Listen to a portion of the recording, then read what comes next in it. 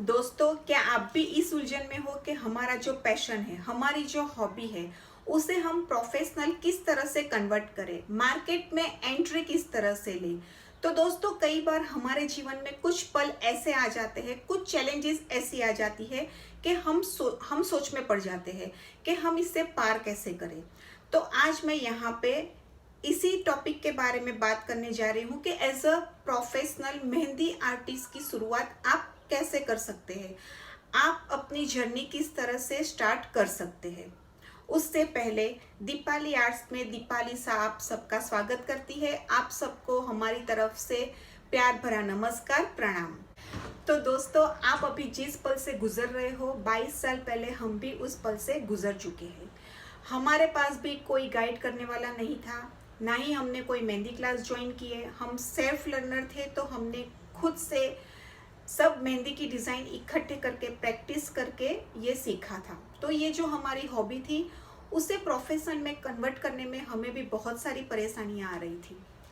तो उसके लिए बेस्ट फॉर्मूला हमने अपनाया था, फ्री में मेहंदी लगा के देना। अड़ोस पड़ोस, फ्रेंड्स, रिलेटिव्स जो भी है, उन्हें हमें फ्री में मेहंदी लगाने की शुरुआत की थी। वही लोग सबको बताते थे कि मैंने as a professionally mehndi artist की शुरुआत की है, तो वहीं से मुझे ऑर्डर आना शुरू हो गए। तो आप भी इसी तरह अपनी जर्नी शुरू कर सकते हो।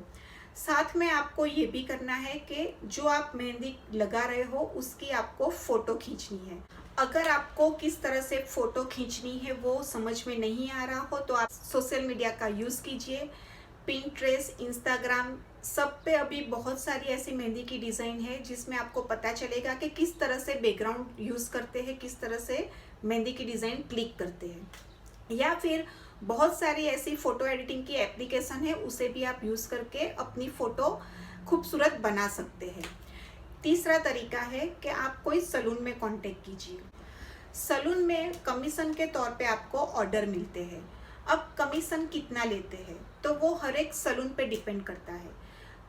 10% से 50% तक वो लोग कमीशन लेते हैं।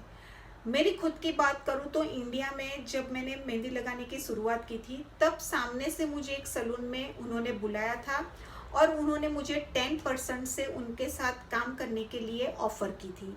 तो मैंने ये ऑफ़र मंजूर कर ली थी। बट आपको उसके साथ डिटेल में भी बात करनी है कि वो किस तरह से आपके साथ काम करना चाहते हैं। कई सलून में ऐसा होता है कि वो लोग ज़्यादा प्रीफर करते हैं कि हम सलून में जाके ही मेहंदी लगाएं, ताकि उनका कमीशन हर वक्त उन्हें मिलता रहे। कई सलून वाले ऐसे होते हैं जो सिर्फ हमें कांटेक्ट नंबर दे देते हैं, फिर बाद में ही हमें उनके साथ बात करनी होती है कि मेहंदी कब लगानी है, कैसी लगानी है, वॉटेवर जो भी हो। तो ये सलून में मुझे पहले से ही बोल दिया था कि हम आपको कांटेक्ट नंबर दे देंगे और आपको ही बात करनी है कि आपको किस तरह की कैसी मेहंदी लगानी है। और जब आपके पास 10-12 ऑर्डर के पैसे आ जाए, तब आप मुझे एक साथ कमीशन देने आ जाइए। तो इस तरह से यहाँ पे मेरी जर्नी शुरू हो चुकी थी। अब मैं बात करती हूँ दूसरे सलून की। तो इसी तरह एक और सलून में से मुझे ऑफ़र आई थी।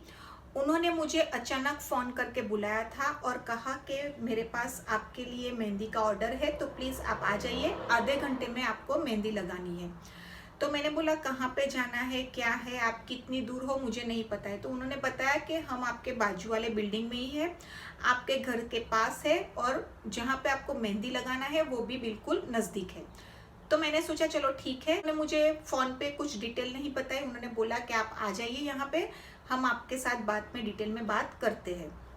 जब मैं वहाँ पहुँची तो उन्होंने मुझे कहा कि आपको 50% कमीशन देना है।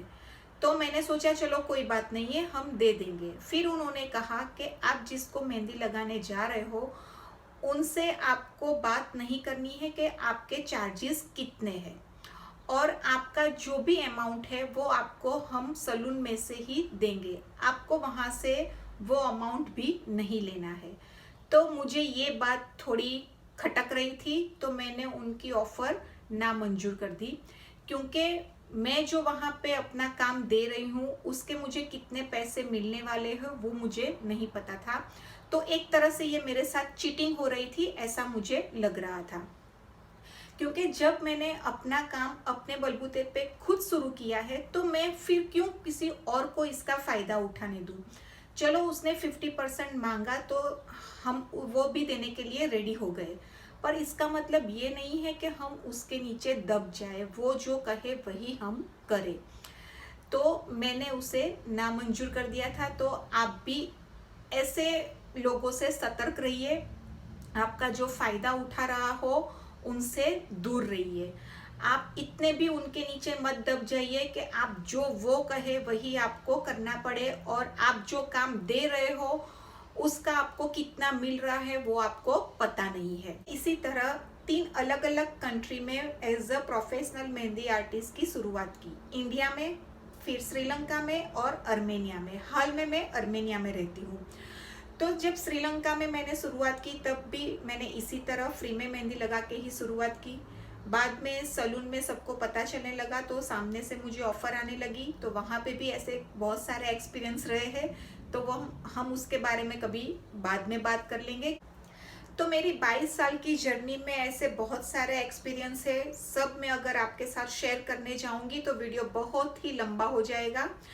सिर्फ मैं और एक मेरा एक्सपीरियंस यहाँ पे शेयर करना चाहूँगी। आप जब भी कोई काम करने की शुरुआत करो तो बहुत ही कॉन्फिडेंस से उसकी शुरुआत करनी है। आप में एक जुनून होना चाहिए कि नहीं, मुझे ये करना ही है।